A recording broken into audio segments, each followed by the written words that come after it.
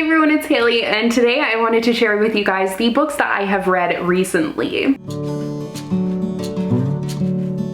I only have 4 books to actually talk about today because I went through a phase of having a really hard time with reading.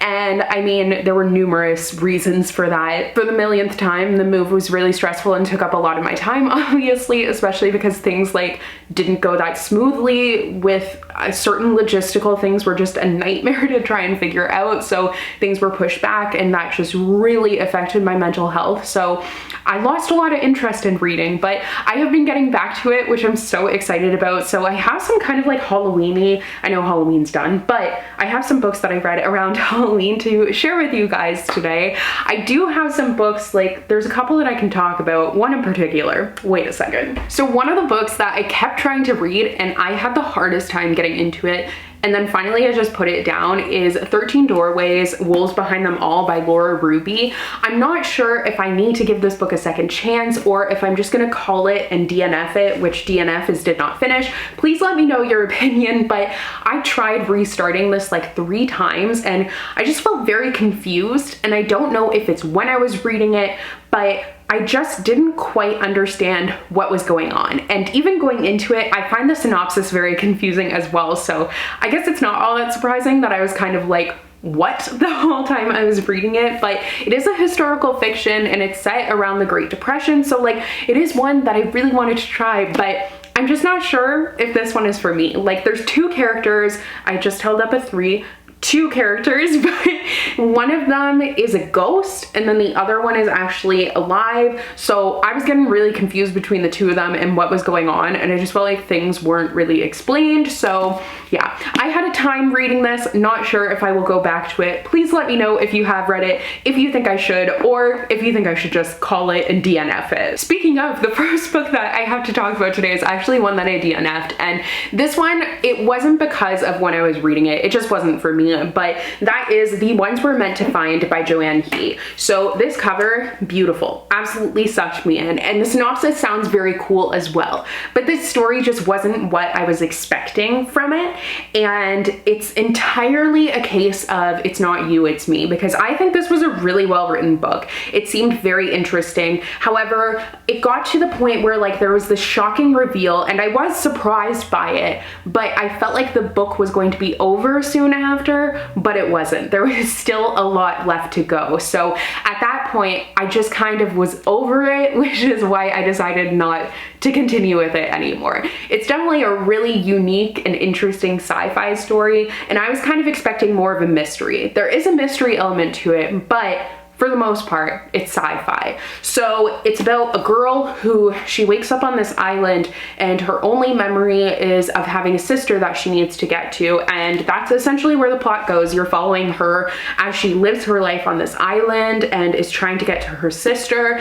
I think it's a book that you should go into not knowing a lot. That's kind of the best way to try it out, and I can see a lot of people really loving it, but I just was like, I thought it was gonna be done. I was reading it on my e-reader, so because of that, I didn't realize that, like, you know, when you're physically reading a book, obviously you can see, okay, I have this much left, but no, because I was reading it on my e-reader, so I felt like I was like near the end, had maybe this much left, but I actually had like probably that much left, and I didn't really care enough to continue with it.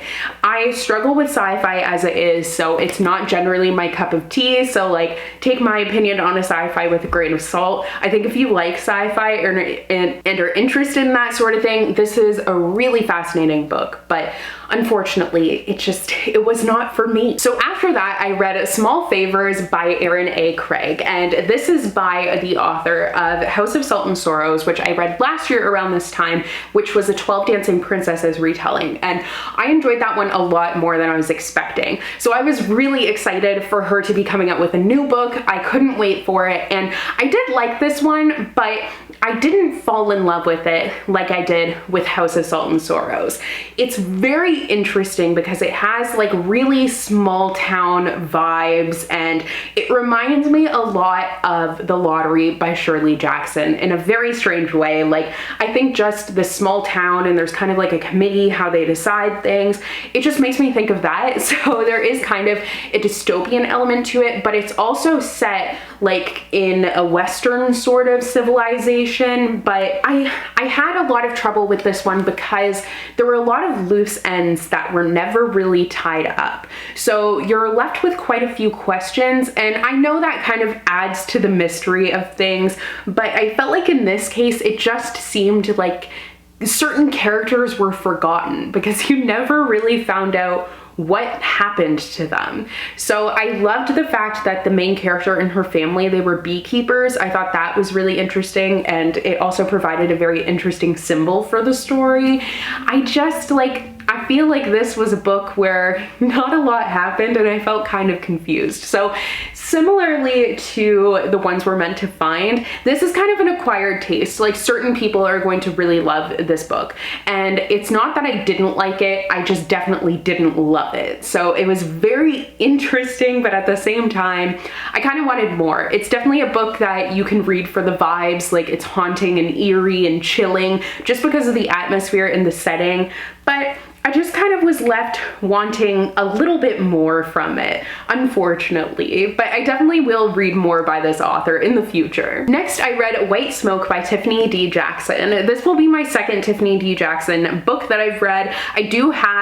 Do I just have one more? I think I just have one more of hers on my TBR, but I'm definitely going to need to pick up more because I really love her writing. Oh my goodness, is it good? She also has a wiener dog, so I feel like we're just connected on that level. But anyways, this, I knew going into it was a haunted house story, but it's a twist on your typical haunted house story that deals with some really important issues, and I thought it did it in such a brilliant way. Like, you have a girl who's kind of outrunning her ghosts, but then they chase her to her new town. They're in this new creepy house. Like, her mother's a writer, so they're staying in this house as a grant, and it's this creepy old abandoned house, and there's a lot of like history to it that everyone else in the town knows, but she doesn't know, and that's where you get kind of the typical haunted house story. But where this one differs is that it deals with some very important actual historical issues and like gentrification and prejudice,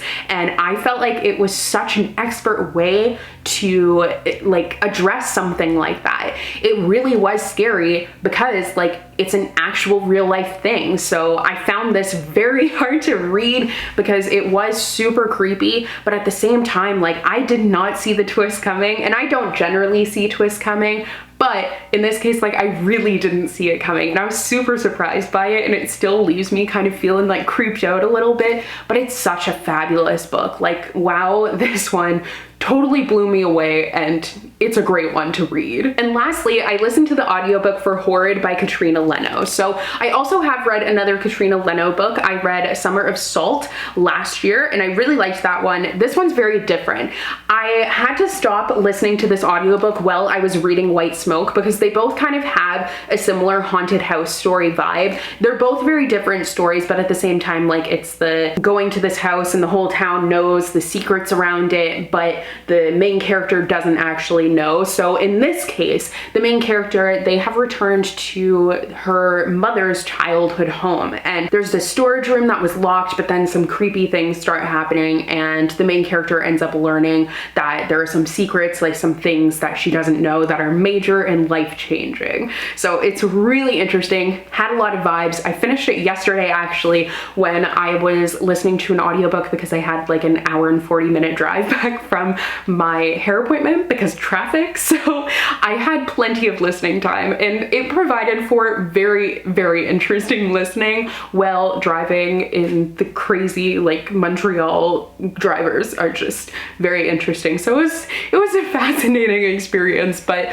totally worth the read. Like, I enjoyed Summer of Salt more than this one, but I think if you're looking for like a creepy Halloween vibe story, it is a good one. So those are all the books that I have read lately. I'm really trying to get back into the habit of reading. I'm trying to build up the good habits that I had before, and now that we've finally settled down, it's really something that I'm trying to work on. But obviously, as you guys know, if you follow me on Instagram or whatever, I've been trying to work on a lot. I have been going, we're just gonna have a little chat here. I've been going through like a minor midlife crisis where I'm like just feeling like everything, and I mean, I know it's because I'm mentally ill, but I feel like everything I do isn't good enough. So I've been trying to change things up and bring some fresh things to my channel. Now, going forward, I do have Bookmas, which means a video every day, but I kind of also had a thought that might be something that I regret, and I'm not sure if I'm actually going to do it, but I was kind of thinking of doing whatever I want with this channel pretty much.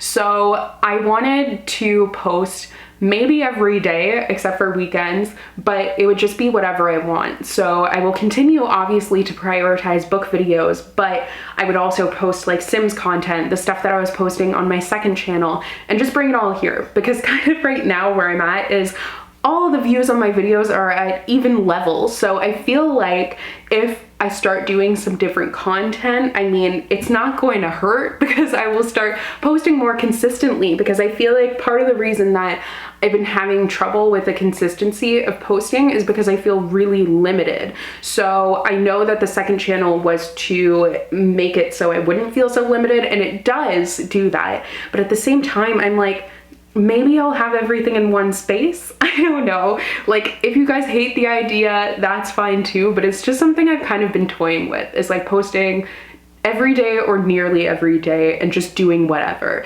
And I know that might seem like a lot because I know in the past I have gotten overwhelmed with Bookmas, but I would like to mention that last year when I got really overwhelmed with Bookmas, I was not in a good place. I was not medicated and really should have been. Now I'm medicated, so I feel like it's going to go a lot better. And I feel like it might be fun to do like kind of a video every day without the pressure though, just like trying to, but if I don't, it's fine.